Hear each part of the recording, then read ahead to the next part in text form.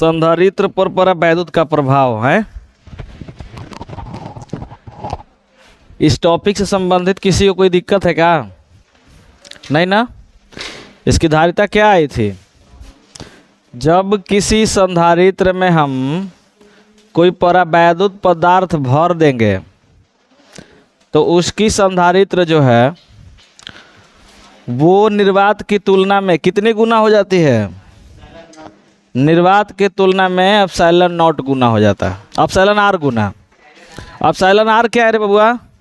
परावैद्युतांक है। क्या है? परावैद्युतांक है। चलो हम लोग बात करते हैं इसी के पार्ट 2 का।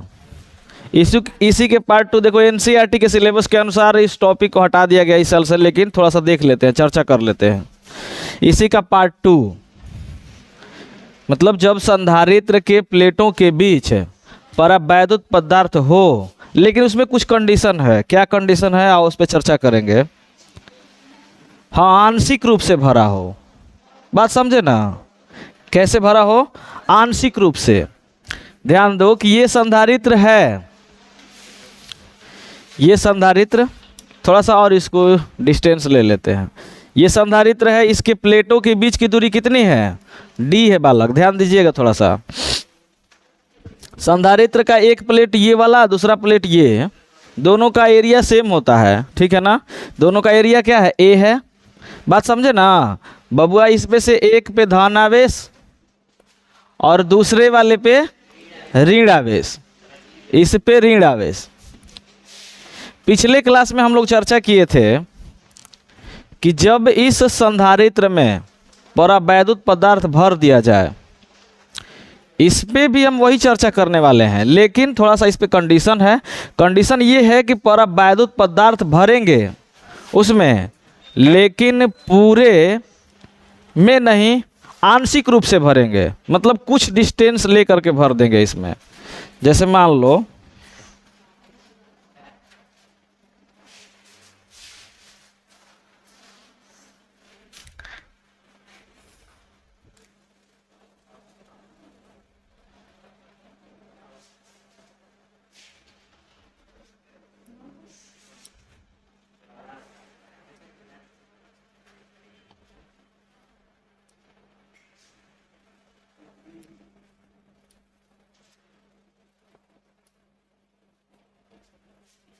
ये हो गया, इसको हमने भर दिया परावैद्युत पदार्थ से। समझ आ रहा है? पिछले क्लास में हम लोग पढ़े थे कि जब संधारित्र में परावैद्युत पदार्थ दोनों प्लेटों के बीच पूरी मात्रा में भरा हो, है ना? लेकिन अब बात कर रहे हैं क्या कि इस संधारित्र में परावैद्युत पदार्थ भरे हैं, लेकिन आंशिक रूप से भरे हैं। और ये आंशिक रूप से भरे हैं बबुआ, इसकी हम ले लेते हैं चौड़ाई टी। इसकी चौड़ाई कितना हम ले लिए? टी। तो थोड़ा सा एक हेडिंग बना लेना उसका पार्ट 2 ही, कि जब संधारित्र में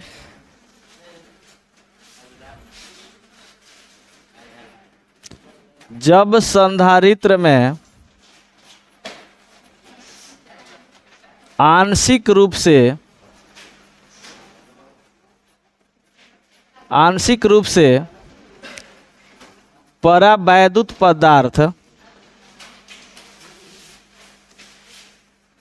परावैद्युत पदार्थ भरा हो,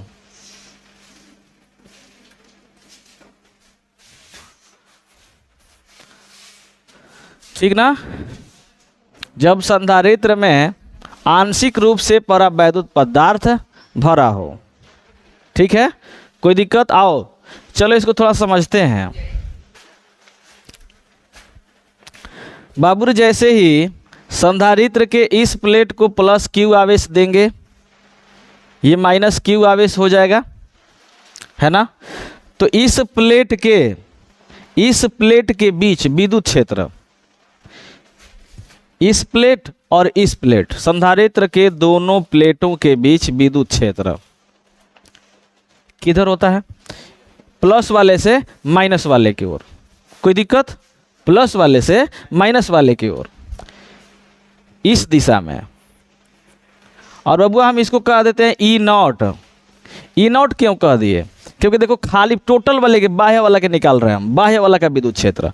इसका मान कितना हो जाएगा बाबू बताओ? ई नॉट बराबर क्या हो जाएगा? E not is equal to sigma by A. E is equal to sigma by A. कोई दिक्कत? इस प्लेट के बीच विद्युत क्षेत्र है ना, कोई दिक्कत? अब बात करें हम कि बबुआ रे पिछले क्लास में हम चर्चा किए थे कि जब किसी विद्युत क्षेत्र में कोई परावैद्युत पदार्थ रख देते हैं, जब किसी विद्युत क्षेत्र में कोई परावैद्युत पदार्थ रख देते हैं तो उसके विद्युत क्षेत्र का मान कम हो जाता है। ये बात समझ पाए हो? ये बताए थे ना भाई कि कुल विद्युत क्षेत्र E is equal to E naught by epsilon R हो जाता है। इतना बात सबको पता है। कहीं कहीं बबुआ रे इस एप्सिलॉन आर को परावैद्युतांक के द्वारा सूचित करता है, कहीं कहीं। जैसे एनसीईआरटी के बुक में इसे क्या कहा गया है? के कहा गया है। बात समझे ना? लेकिन वहां पे हम लोग क्या किए हैं? इस के को माने हैं 1/4 पाई एप्सिलॉन नॉट। क्या ये बात पता है? हम लोग क्या किए हैं कि इस के की वैल्यू को इतना माने हैं, माने इतना बराबर के को प्रदर्शित किए हैं। लेकिन एनसीईआरटी के बुक में क्या किया है कि इसको ही क्या मान लिया है? के। बात समझ आ रहा है ना? तो आप लोग जैसे मैं बताया हूं आप उसी रास्ते पे चलिए, कोई दिक्कत होने वाला नहीं है। तो हम लोग यहाँ के को नहीं रखेंगे, क्या रखेंगे? एप्सिलॉन आर रखेंगे। बात समझे ना? यहाँ तक कोई दिक्कत हुआ क्या? अब देखो समझो कि ये तो विद्युत क्षेत्र इन प्लेटों के बीच था, परावैद्युत पदार्थ के बीच विद्युत क्षेत्र कितना होगा? भाई रास्ते में रुकावट है, विद्युत क्षेत्र से पूरा पूरा चला, लेकिन रास्ते में ये रुकावट अवरोधक मार्ग है। परावैद्युतांक क्या करता है? विद्युत क्षेत्र को कम करता है, कम करेगा ना। तो इसके बीच जो विद्युत क्षेत्र होगा वो कितना होगा? इसके बीच विद्युत क्षेत्र होगा E is equal to sigma by epsilon not into epsilon R. किसी को कोई ऐतराज नहीं बोल रहे हो? यदि हम इसको, इस बाह्य विद्युत क्षेत्र को हम E1 कह दें या एप्सिलॉन नॉट ही कहें, तो बताओ तो इस संरचना का कुल विद्युत क्षेत्र E इज इक्वल टू कितना हो जाएगा? कुल विद्युत क्षेत्र E नेट, कुल विद्युत क्षेत्र E net is equal to E naught plus E। तो इसको परावैद्युतांक तो इसको EP कह दें क्या कि EI कह दे? चलो EI कह देते हैं। परावैद्युतांक पदार्थ के भीतर इसका विद्युत क्षेत्र। किसी बंधु को दिक्कत? इस परावैद्युतांक में जो विद्युत क्षेत्र है हमने क्या बोल दिया? इसे EI। तो टोटल विद्युत क्षेत्र कितना हो जाएगा? E net is equal to E naught plus EI। इस बात को कितने लोग हजम कर पा रहे हो? बोलो हेलो बहन जी, बताइए था। किसी को कोई दिक्कत? हमने बोला कि इस प्लेट के बीच कुल विद्युत क्षेत्र, तो कुल विद्युत क्षेत्र पहले इस वाले का निकाल लेंगे विद्युत क्षेत्र, फिर इसके बाद इस वाले का विद्युत क्षेत्र, दोनों को जोड़ देंगे, कुल विद्युत क्षेत्र हो जाएगा, है ना? तो थोड़ा सा हम इसमें कह दें कि तुम लोग अपने से कह लोगे। क्या कहोगे? कि किसी संधारित्र में, चाहे लिख दो जल्दी जल्दी लिखो तो, माना कि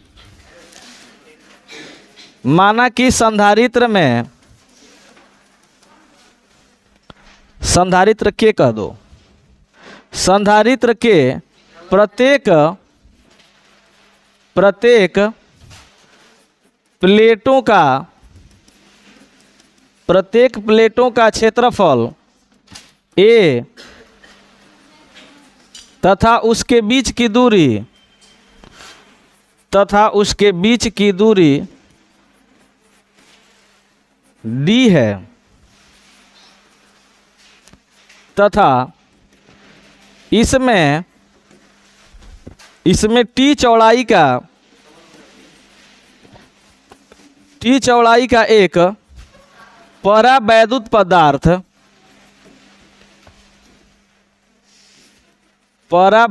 पदार्थ रखा हुआ है। बात समझे ना, यही तो लिखना है बस। क्या लिखना है? माना कि संधारित्र के प्रत्येक प्लेटों का क्षेत्रफल हमने बता दिया क्या है, a है।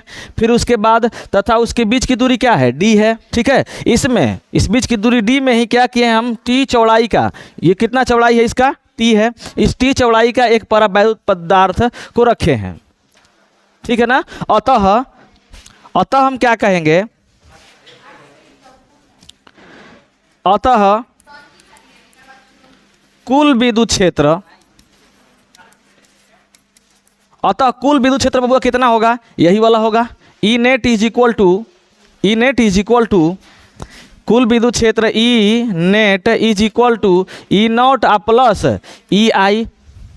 अगर कहीं संदेह होगा, अगर कहीं आप लोग को संदेह होगा कि ई नॉट क्या है, तो आप लोग अपने भाषा में लिख लेना कि संधारित्र के प्लेटों के बीच का विद्युत क्षेत्र। ई नॉट को लिख लोगे कहीं बगल में, इधर लिख देना जहां ई नॉट, क्या लिखोगे, संधारित्र के प्लेटों के बीच का विद्युत क्षेत्र। ई आई क्या है, तो ई आई परावैद्युत पदार्थ के बीच का विद्युत क्षेत्र कह दोगे। कोई दिक्कत नहीं ना होगा। चलो अब बताओ बबुआ रे, यदि हम मान लें कि यदि संधारित्र के प्लेटों के बीच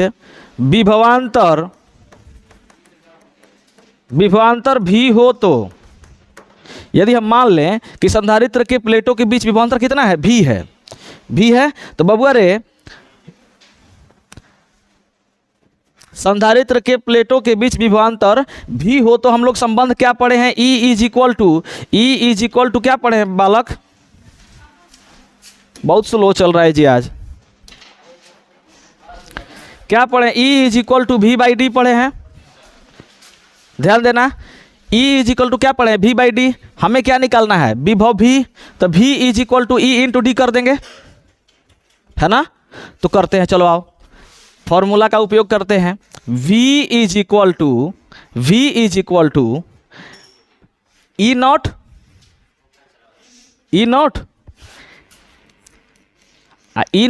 इनके बीच, ई नॉट किसके बीच है, इतना के बीच है।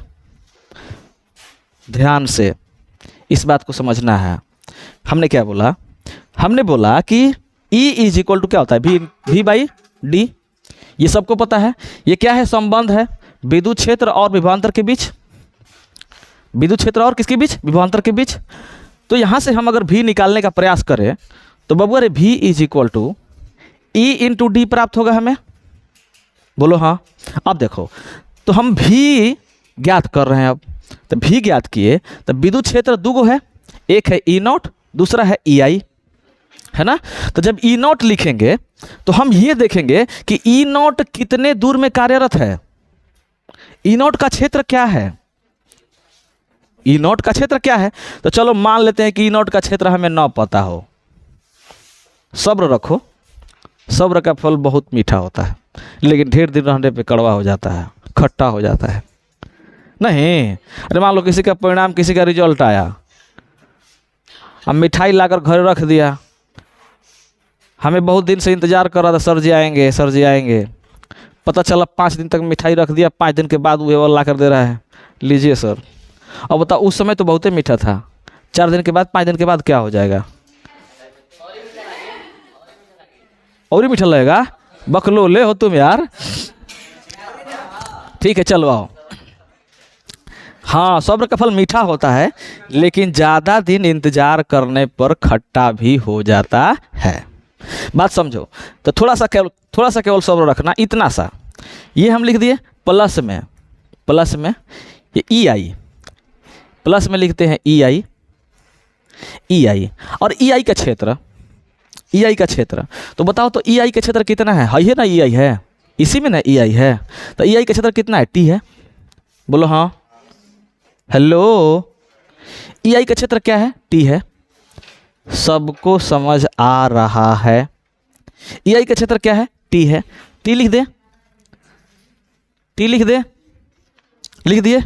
अब चलो, अब ये समझ आ गया होगा तो बताओ, जब टी दूरी तक मतलब टी चौड़ाई तक परावैद्युत पदार्थ है और कुल क्या है, कुल क्षेत्र डी है, क्या है, कुल क्षेत्र डी है, तो मित्र बचा हुआ क्षेत्र कितना बचा, डी माइनस टी। झकास उत्तर है यार, तो यहां लिख दो यार डी माइनस टी। इसीलिए बोलो सब्र का फल मीठा होता है, मिला ना मीठा, क्या हुआ, D minus T, D minus T. नहीं बोल रहे हो यार,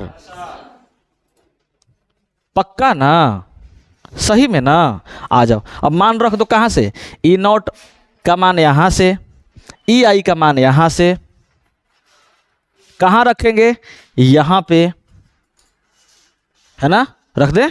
चलो V is equal to, E not is equal to क्या है रे बबुआ, sigma by A into D minus T plus फलान बराबर ढेकान, रख दो मेहमान में, क्या हो जाएगा, सिग्मा बाई ए। मित्र यहां क्या कर दिए हम, यहीं पे मिस्टेक हुआ है रे बबुआ, ब्लंडर मिस्टेक है। ये क्या है बालक, ये है विद्युत क्षेत्र, तो बबुआ रे विद्युत क्षेत्र बराबर, विद्युत क्षेत्र बराबर सिग्मा बाई एप्सिलॉन नॉट होता है ना, ये मिस्टेक था, सिग्मा बाई एप्सिलॉन नॉट, तो यहां भी सिग्मा बाई एप्सिलॉन नॉट रखेंगे, सिग्मा बाई एप्सिलॉन नॉट, यहां क्या रखेंगे मित्र, epsilon not into epsilon R, I into दूरी क्या है, टी है, ठीक है, कोई ऐतराज, क्या रे भैया बोलो तो। देखो यहां से मान, ये मान ई नॉट का, ई नॉट का मान यहां से, ई नॉट क्या है, विद्युत क्षेत्र है, किसके बीच, प्लेटों के बीच, ठीक है, प्लेटों के बीच विद्युत क्षेत्र हम आपको बता चुके हैं। एक प्लेट पे क्या होता है, घनत्व सिग्मा होता है, इस प्लेट पर भी घनत्व क्या होता है, सिग्मा होता है, एक पर धन और एक पर ऋण, तो इसके बीच विद्युत क्षेत्र दो गो निकलता है, ठीक है ना। आज जब दोनों को जोड़ते हैं तो हम लोग कितना आता है, इतना आता है ना, कोई दिक्कत, तो यही वाला मान यहां रख दिए। हाँ अब क्या करेंगे बालक, आप देखो sigma by epsilon not, sigma by epsilon not, है ना, sigma by epsilon not, sigma by epsilon not दोनों में दिख रहा होगा, कॉमन कर दिया जाए। देखो V is equal to sigma by epsilon not into D minus T plus sigma by epsilon not into epsilon R into T, तो ये वाला पार्ट इसमें भी है, कुछ तो बोलो, कम से कम भारत माता की जय बोल दो। एक बार फिर से बोलेंगे, जरूर बोलेंगे, V is equal to sigma by epsilon not, यहां क्या बचा, D minus T plus T by epsilon R, नहीं बोल रहे हो यार, T by epsilon R, T by epsilon R, ये क्या निकल गया, विभव। अब चूंकि तुमको पता ही है बालक क्या, संधारित्र की धारिता, संधारित्र की धारिता में ये वाला मान रखो, धारिता फटाफट आएगा। कितने लोग कर पाओगे, यहां से भी निकाल दिए। संधारित्र की धारिता आपको पता है, C is equal to Q by V, Q के जगह पे Q और V के जगह पे ये वाला मान, कर पाओगे पक्का, बिना देखे करना, यहाँ के बाद हम बता देते हैं लेकिन बिना देखे करना है ना।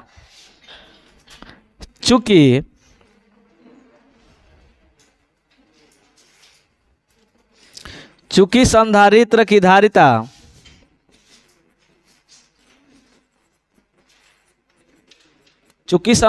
धारिता C is equal to Q by भी।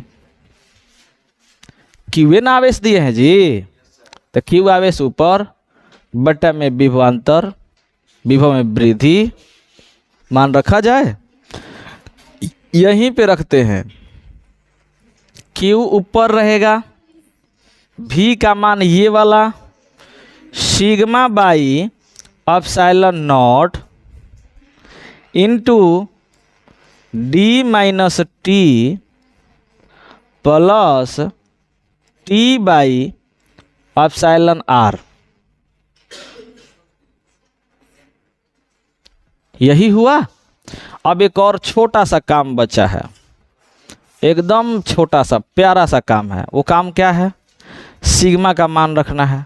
सिग्मा क्या है? पृष्ठीय आवेश घनत्व है।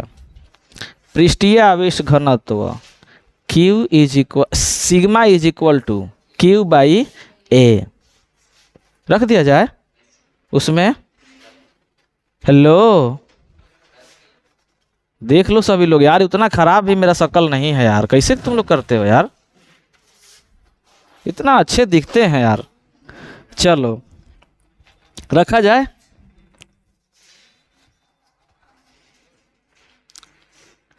C इज इक्वल टू, इसको ऊपर ले जाए का? बटा में, इसके जगह पे हम Q बाई ए रख दें का? इन भाई साहब के जगह पे इनका मान है ना। अब यही वाला बात रिपीट कर दें क्या? D minus T plus T by epsilon R है ना। सही है ना मित्रा?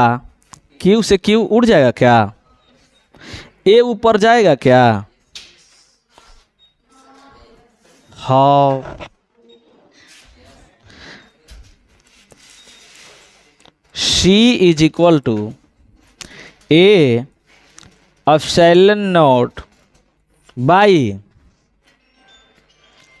D minus T plus T by epsilon are.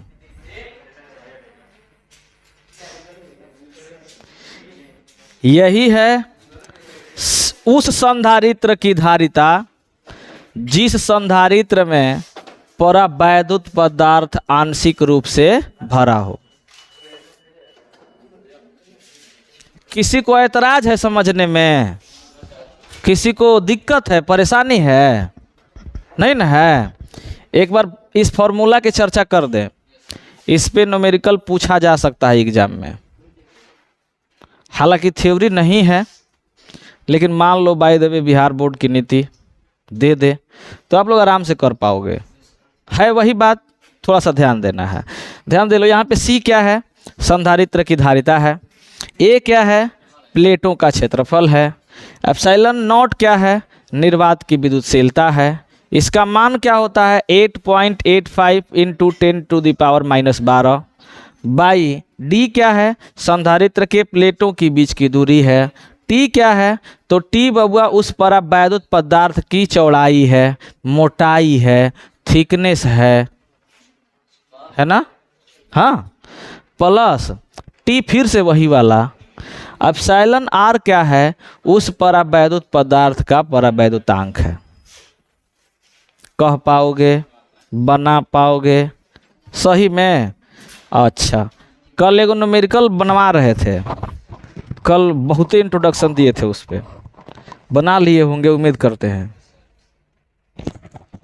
बना लिए हो। हाँ, कितना आया है? आओ उस न्यूमेरिकल को बनवाते हैं। क्या था न्यूमेरिकल क्वेश्चन? थोड़ा सा एक देख लेते हैं।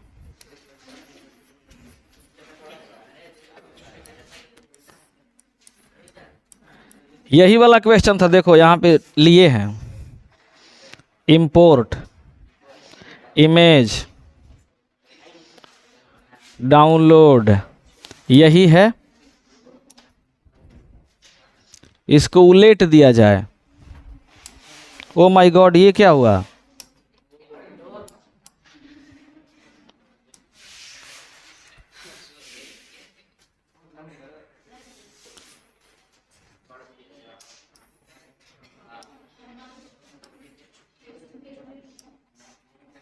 यही वाला कल न्यूमेरिकल बता रहे थे, है बहुत मजेदार। ऐसे दिख रहा होगा सबको खूब अच्छा से, उम्मीद करते हैं। क्या है? वही वाला क्वेश्चन देखो क्या है। पारे पारे पारे पारे की 27 छोटी बूंदें, जिनमें से प्रत्येक का व्यास 1 mm है। ठीक है, पारा यानी Hg यानी मरकरी, है ना। 1 mm, पाड़ा नहीं जी, क्या तुम बतियाते हो यार, ये ब्लंडर मिस्टेक कर देगा यार। और प्रत्येक पर आवेश 0.5 कूलम है, मिलकर एक बड़ी बूंद बनाती है। बड़ी बूंद का विभव ज्ञात कीजिए। कितना झकास क्वेश्चन है एकदम। हालांकि एनसीईआरटी में ऐसा संभव नहीं है, लेकिन एनसीईआरटी में हम सब कुछ पढ़ चुके हैं। इतना तो हम लोग को ज्ञान हो जाना चाहिए कि इस न्यूमेरिकल को सॉल्व कर पाए हम एनसीईआरटी से। जैसे अच्छा बताओ कि बोल रहा है कि बड़ा एक बूंद बन रहा है, तो बूंद जब भी बनेगा कैसा बनेगा? लगभग गोला ही होगा, लगभग गोला होगा मित्र। ये बड़ी बूंद बना है किससे? 27 को छोटी छोटी बूंदों से। मान लो कि इसमें छोटी छोटी छोटी छोटी छोटी छोटी छोटी छोटी छोटी छोटी कितना है? 27 बूंद है, और प्रत्येक बूंद का व्यास दिया है। यानी हम कह देंगे यहाँ पे गिवन दैट छोटका वाला का व्यास मान लेते हैं d, दिया है कितना? 1 mm।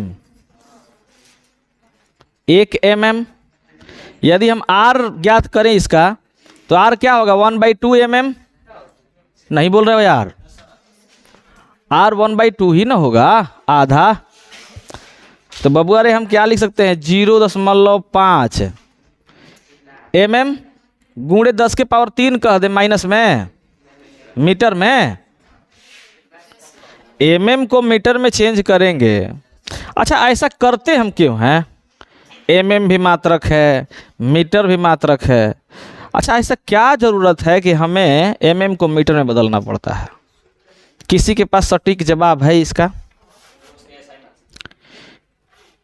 क्योंकि जितने भी न्यूमेरिकल क्वेश्चन आप सॉल्व करने वाले हैं, किसी मात्रक के एक ही पद्धति का आप इस्तेमाल कर सकते हैं।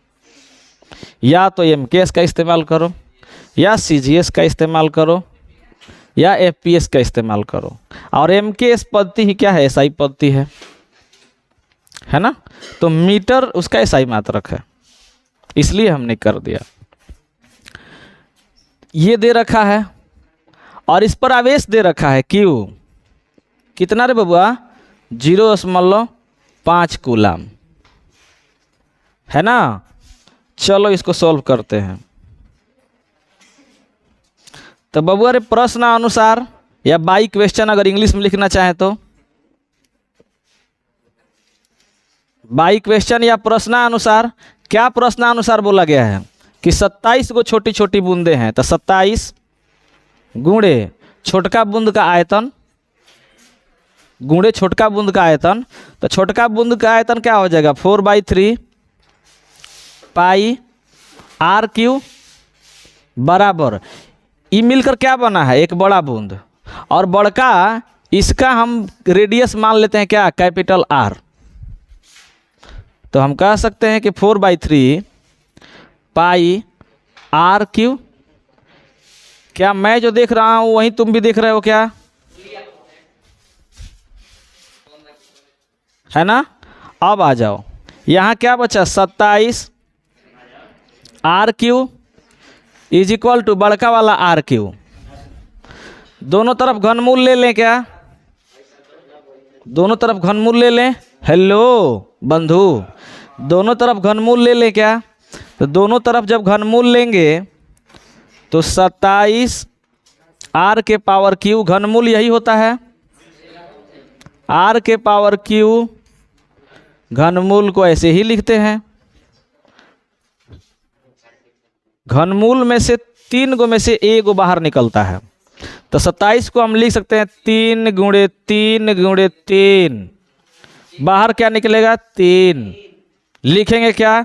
3, है ना मित्र? 3। आइए आर छोटका वाला, नहीं बोल रहे हो यार, बराबर क्या? बड़का वाला आर। तो बताओ तो छोटका वाला आर, अब आप बड़का वाला आर आराम से निकाल लोगे।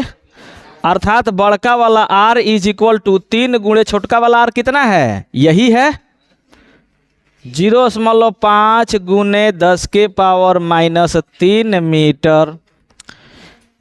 3 पच्चे 15, आधा है, आधा में 3 से गुणा करेंगे दादा हो जाएगा क्या? बाधा हो जाएगा यार। 1.5 होगा गुणे 10 के पावर माइनस 3 मीटर, यही होगा।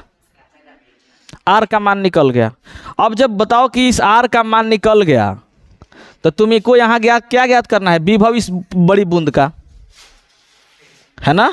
तो पहले हमें निकालना होगा कुल आवेश। चूंकि एक बूंद का आवेश कितना है? इतना है। तो बड़ा बूंद का आवेश कितना होगा? तो यहाँ चूंकि कह दो, चूंकि बड़ी बूंद का आवेश,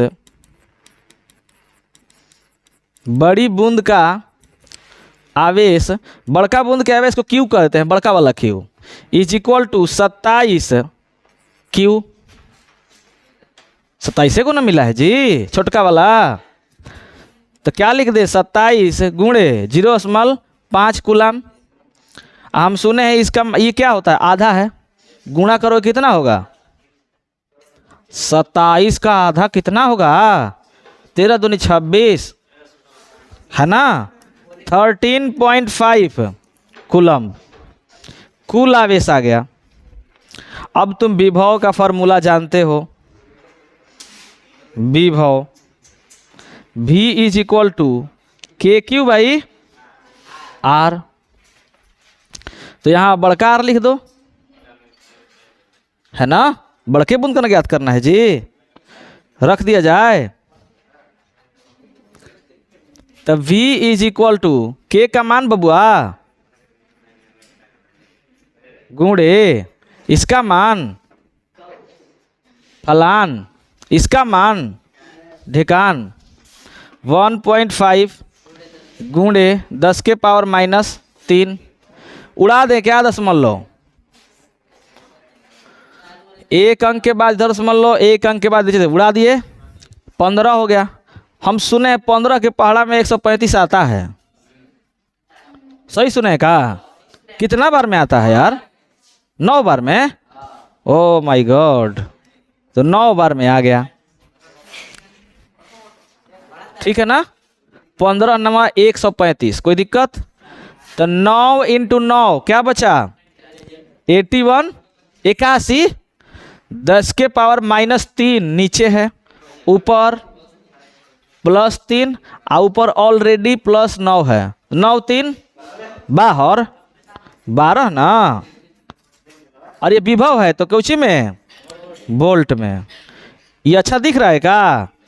नहीं, स्टैंडर्ड रूप ये होता है गुणे 10 के पावर 13 वोल्ट।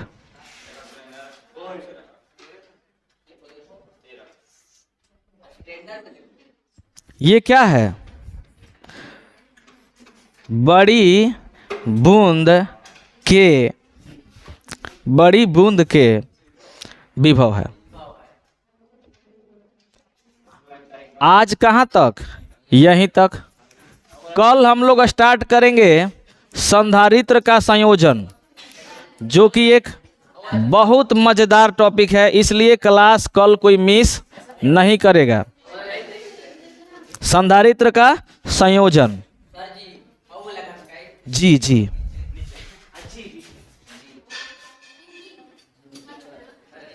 ठीक है।